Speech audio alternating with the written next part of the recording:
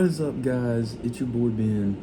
We're back again with another video, and today got the camera fixed this time. I don't know why I decided to record vertically last time, but it's fixed now. So today I'm just gonna kind of be reacting, giving my thoughts to the most recent pay-per-view for the UFC 318, and I'm just gonna kind of be reacting and just kind of give my thoughts and takes on it. Fights I saw. Unfortunately, I was unable to watch most of the prelims. I did catch Atiba Gauthier with a sweet TKO in the first round, but unfortunately, I was unable to see most of that. Going on to the first fight that I did catch, though, which was in the prelims, and that was Brennan Allen versus Marvin Vettori. Brennan Allen looked really good. This was a good fight. It got fight of the night. He looked really sweet, man. He landed some nice stuff. He pressured Vettori really good. I enjoyed watching it. It was good. Marvin Vettori, though, man, he landed some nice 1-2s. He's got one of the better 1-2 combos in the game, I think.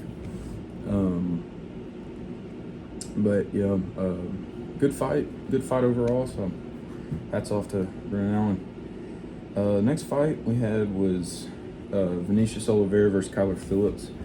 So this was a wild one, man. This was just a swinging for the bleachers bar fight. Oliveira does a thing where he holds his hands down and he just kind of throwing wild stuff, just like not even really looking at his opponent. He's just swinging away. He was doing a lot of that. He outlanded Kyler on strikes, man. He was pressuring him. I mean, Kyler Phillips tried his best to make something happen, but Oliveira, stuffed all his takedown attempts, and he got the job done. So hats off to Oliveira. Moving on, and this was the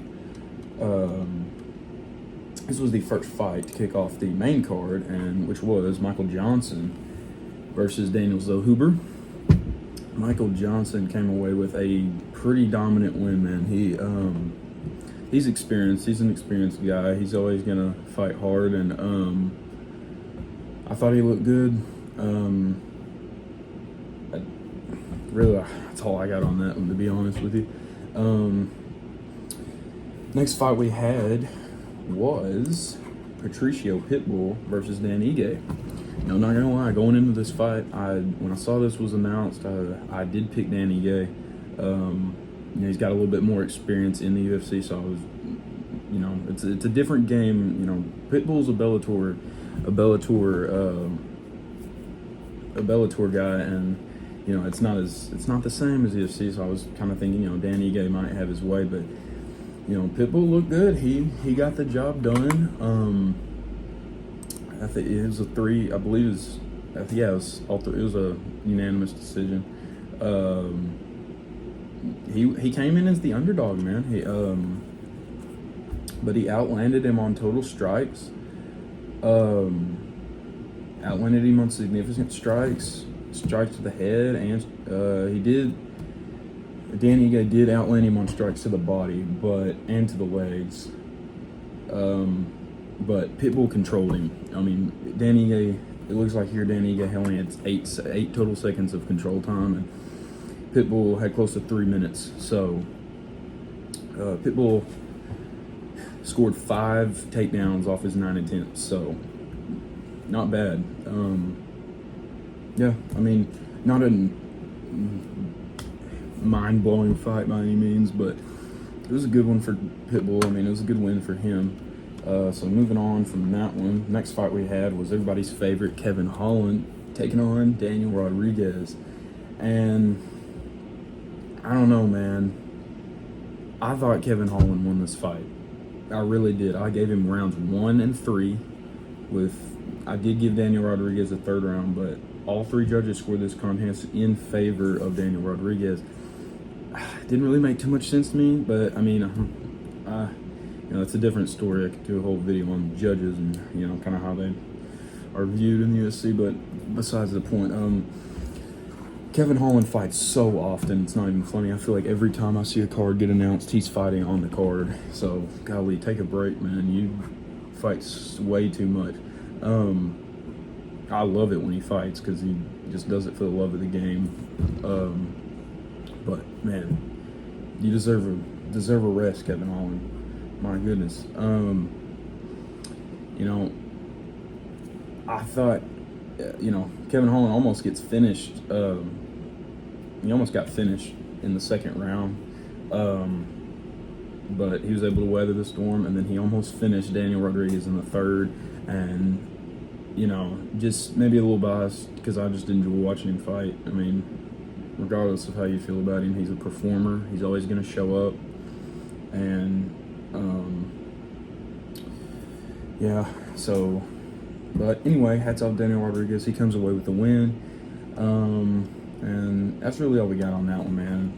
Going into the co-main event, we had Paulo Costa coming in to fight Roman Kopylov. And when this fight got announced, man, I was actually pretty skeptical about, Costa's ability to maybe beat this guy, because Roman's a scary guy, and he was coming in as, the slight favorite.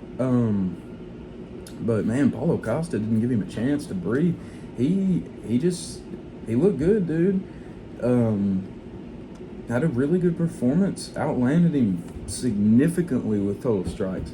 Outlanded him significantly with his significant strikes.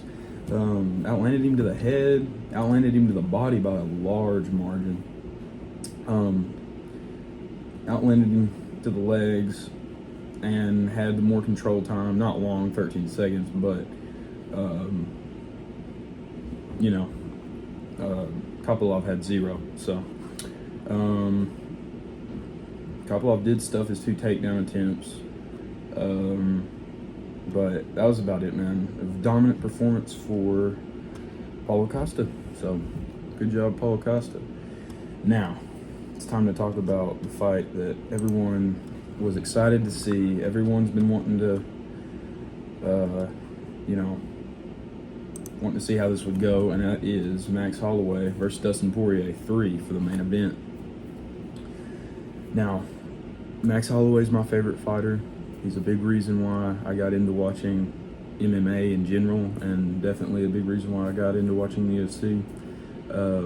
But that being said, I love Dustin Poirier as well, man. He's just, how can you not? I mean, he's a definition of a UFC fighter.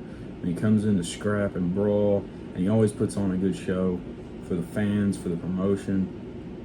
And man, anyone who's a UFC fan would be just excited to see this fight. So I was super excited to see it.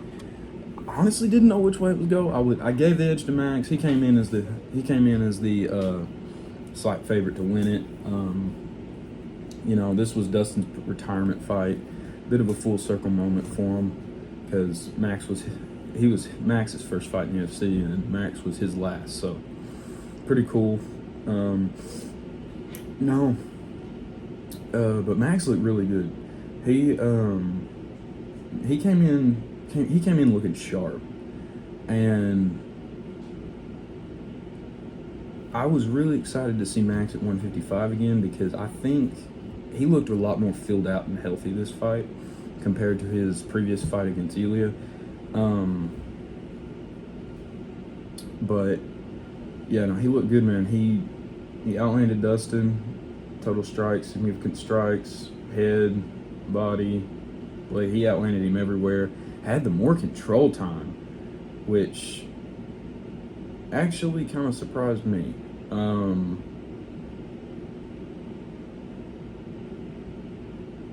But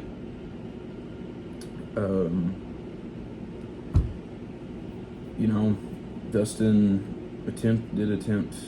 he did shoot the guillotine at the end of the second round, and it probably wasn't as close as it looked, but it looked like he might have had him for a minute.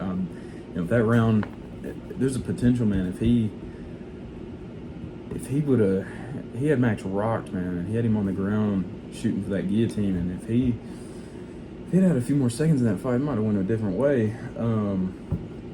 But Max was able to weather storm, came back, looked really good after that. I did give Dustin the second round. I had 4-1 Max, though. He looked really good. But, you know, congratulations on an amazing career to Dustin Poirier. Hats off to him. Really good fight. I mean, I enjoyed it a lot. But yeah, hats off to Dustin Poirier. Outstanding career. He deserves this retirement. A true UFC fighter. Anyway, so that is it for that card. I did not get to see, unfortunately, I did not get to see Robert Whittaker versus Reiner de Ridder. De Ridder squeaked out the split decision over Whittaker. I would have given it to Whittaker. Probably a little biased there, but no, not a bad fight by any means. I mean, de Ridder shot a lot of takedowns, only landed 2. I believe he shot 14 or 15 when I looked. Only landed 2, which, you know, in my opinion, I feel like stuffing takedown attempts has got to count for something. It doesn't count for much, or it doesn't count for anything, but in my opinion, I feel like it ought to count for something. But anyway, hats off to de Ridder. He gets the win. Nice fight there. Let me give just a early prediction on the main event for the next pay-per-view, 319. That'll be taking place in Chicago, and that is the main event for that fight is going to be Khamzat Chimaev taking on Dricus du Plessis for the middleweight belt. It's an interesting fight, really interesting fight. Now, to be honest, I really don't know who I'm picking on that one.